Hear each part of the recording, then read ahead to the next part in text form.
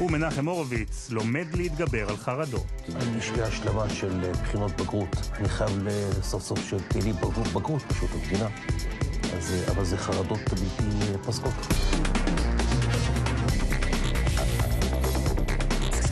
ועכשיו מנחם הורוביץ לומד להתמודד עם שלל סוגי חרדות, ויש לו איזה 1 או 2 כאלה. הנה שווה בדיקה.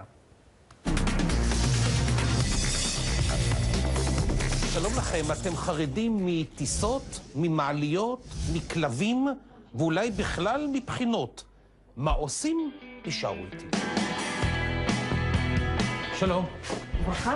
אהלן, שלום. אהלן. אני מחפש פה סדנה לבחינות, אני ערב בחינה ויש לי חרדות. אתה בסדר? הכל בסדר? סביר. נשימות עמוקות?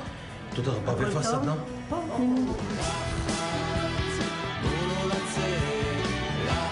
למה אתה חושב שסדנה כזאת יכולה לעזור לנו? שלום. למה? שלום. לי קוראים מנחם, את רוחמה? כן. נעים מאוד, אני יכול להשתתף בסדנה, הזמנתי תור. בשמחה. תודה רבה. אנחנו יודעים על חרדת בחינות הרבה מאוד דברים. אנחנו יודעים שהיא נובעת מזה שיש לנו המון ציפיות. וככל שהציפיות עולות, החרדה שלנו מתגברת, כי אנחנו מאוד רוצים להוכיח. כדי להבין את ההבדל בין חרדה להפרעת חרדה, זה לדמיין את החרדה כמנגנון הזעקה שנמצא בבית. שברגע שהיא פועלת, היא מתריעה בפני סכנה ממשית. ואז אתה יודע שאולי פורץ נכנס הביתה, ואתה פועל בהתאם. אבל מה קורה כאשר הזעקה עובדת גם כשהיא לא אמורה לעבוד? יש אנשים שחרדים מאינטימיות. הם מתקשים לחבור לזוגיות, הם מתקשים להיות בקשר. יש חרדות שהן בהקשר של פרנסה, אנשים שמאוד רוצים להצליח אבל לא מצליחים באמת להיות שם. יש חרדות של אנשים שחווים דיכאון, אין להם שמחת חיים, אין להם תשוקה. אני מוגנת ובטוחה.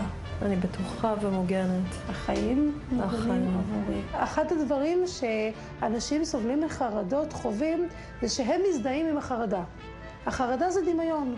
החרדה זה פחד, זה בדיוק כמו ילד קטן שצועק לאמא, אמא, מפלצת מתחת למיטה. יש לי השלמה של בחינות בגרות. אני חייב סוף סוף שתהיה לי בגרות פשוט המדינה. אבל זה חרדות בלתי פסקות.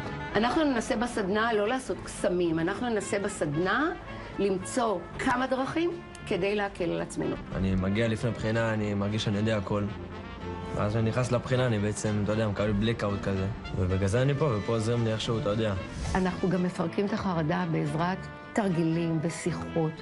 ישנו גם הפן הפיזיולוגי, שהוא משתק אותם ממש, הם לא מסוגלים להתנועע, הם לא מסוגלים להחזיק את העט, הם כל כך משותקים. אני רואה פה נגיד תלמיד ממול שאומר שהוא יודע את החומר, נכון. הוא גם מעריך שהוא, גם מה ישאלו אותו, וברגע שרואה את השאלות. בלקאוט.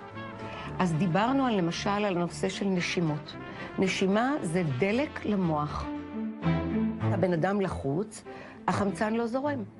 ואז הוא מגיע בכמויות קטנות למוח, והמוח לא מפיק מעצמו את מה שצריך. מה שאני אראה לך מנחם, את שיטת הטיפול בביופיט. מה שאני אעשה עכשיו, אני אחבר לך חיישנים. החיישנים האלה נועדו כדי לבדוק את רמת המוליכות של האור. בזמן עוררות יתר, מה שקורה, אנחנו מזהים יותר.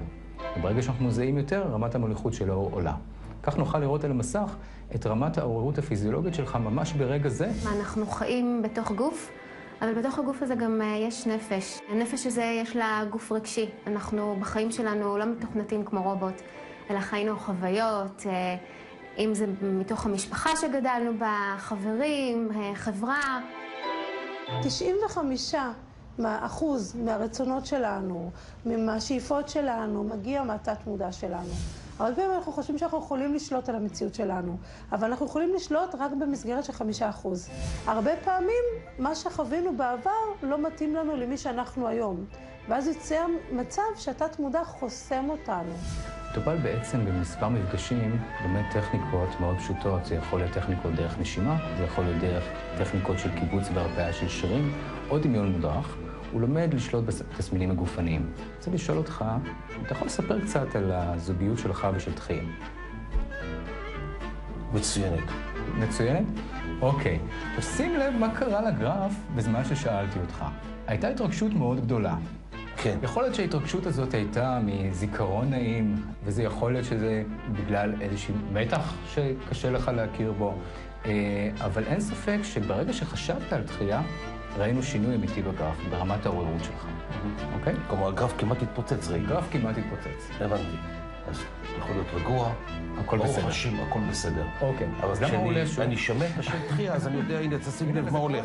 הכל קופץ. טוב. אני חושב שתחייה מאוד תשמח לראות את זה. חברים יקרים, אין ספור שיטות להתמודד עם חרדות, סדנאות שבמרבית המקרים גם הצליחו להוכיח את יעילותן. אבל בשביל זה צריכים להאמין. בסוף זה יעזור.